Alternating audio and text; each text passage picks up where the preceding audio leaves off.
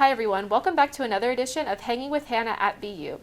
This week I'm joined by Emily Richardson. She's a sophomore here at Bellarmine, but in her free time she does concert photography. She's photographed some super big names in the industry, so I'm really excited to talk to her.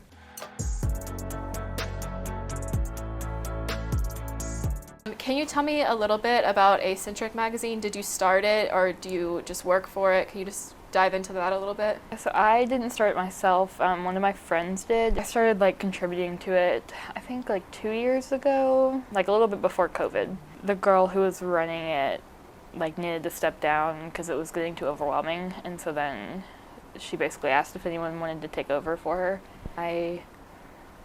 I was enjoying the magazine. It was one of the biggest ones I was with at the time. And I photographed Post Malone right before COVID hit, and that was the magazine that I got approved for it through. And so I was like, well, I don't really want to lose this big connection type thing. And so I offered to take over, and so I'm now basically the editor-in-chief of it. Really a lot of being on the computer and communicating with people. Having that label of being the editor-in-chief is nice because I can put that at the bottom of my email and I look more professional. That sounds like an awesome opportunity. That also sounds like it will be amazing on your resume once you graduate. You practically have already started your career while you're in college, so that's amazing. Is that what you want to do eventually, is keep working at the magazine, or do you want to go work for another bigger publication? I would like to either work for a bigger publication or kind of work for an actual artist themselves in a way. My dream goal is to be a tour photographer where I basically go on tour with a band or artist for their whole tour and just literally document their entire tour, photo and video. The goal is to get paid for my work one day. And editing is probably the worst part, honestly. I know from experience it takes up a lot of time, yes. So it'd be very nice to get paid for it. Right. How did you get into concert photography? Did you have a friend that brought you along, or did you get into it yourself? And what was the process for that? How did you eventually end up working at a publication? I basically went to concerts as long as I can imagine or remember, and I had a camera that didn't have a detachable lens, and I would just kind of bring it in because I didn't sneak it in, it was allowed in, and I would just kind of take photos at some shows that I was at, and I was like, I kind of like this, and I ended up looking into it I think my freshman or sophomore year of high school, and was trying to see how people actually did this as a career. And so then I looked into a bunch of different online magazines and sent probably honestly 80 to 100 different emails to different publications, and just being hey, here are some photos I've taken, I would love to work with you all in a sense if possible. And I got 2 or 3 responses, and I just went with it. That's admirable that you did that, because you kind of you made your own place. I know that you're taking the broadcasting class. Are you hoping to eventually venture into videography as well as photography? Whenever you get a photo pass to a show, it's strictly no video, you're not allowed to video, which I don't really understand why. Mm-hmm. But so I've never actually had the chance to actually video a show, so I don't have much video experience concert-wise. The artists themselves have more leeway, they can be yeah, here's an all-access pass to our show, whereas if I get a pass through the publicist, they're just kind of here, you can take photos, that's it, then you have to leave. Yes, there's a lot of restrictions that you have to follow. Who are some of the artists that you photographed? I think I mentioned I did Post Malone before COVID, Pentatonics, Goo Goo Dolls, and Train. I photographed Music Midtown last weekend, which was a festival in Atlanta, and it had Jonas Brothers, Machine Gun Kelly, AJR, a ton of artists. Miley Cyrus was there, but I couldn't photograph her.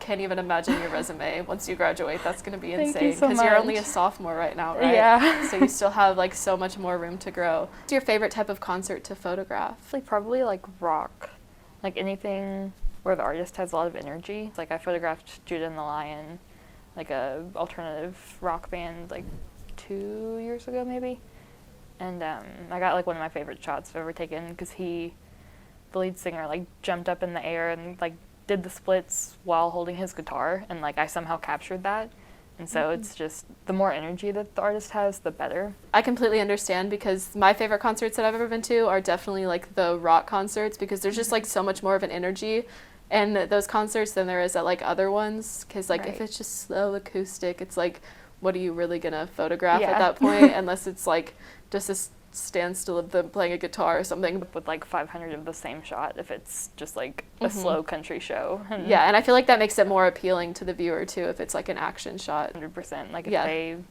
have energy or have more of like I haven't photographed Taylor Swift, but like for example, she would be like, oh yeah, that would be amazing to photograph. I've been to one of her concerts and that would be insane. Like, but do you have to like apply to get a press pass every time you want to photograph a concert, or is that the way you mostly do it, or do you go into like the pit or something and take photos? Like, what's your way you usually go about that? Usually I'll send my first email like 2 to 3 weeks before the show, depending on how big it is. Like 21 Pilots, I sent like a month in advance just to try to go ahead and get on the list. But I think that they basically get this whole list of people who they've heard from and then kind of go through and see who has like the most viewers and all that kind of stuff, and then approve people from there. It's generally about like maybe 10 photographers max per show. The area we shoot from is like the stage of the concert and then like the front row, and we shoot from like in between there. So there's not a whole lot of room anyway. So I have to apply to be approved or get kicked out. And I don't want to do that.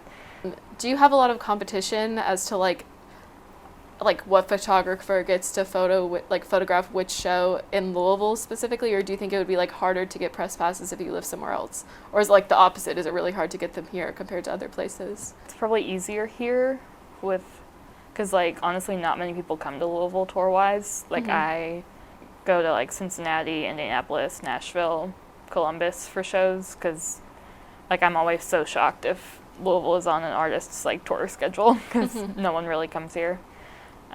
So it's generally easier if they come here, whereas like Indianapolis and Columbus are typically harder. Cincinnati's kind of the same as here, to where it's not a whole lot of people come here, so it's kind of easier that way. I feel like the photography community, at least like concert photography, is kind of competitive, which I kind of wish it wasn't, because like we're all trying to do the same thing, so we should try to help each other.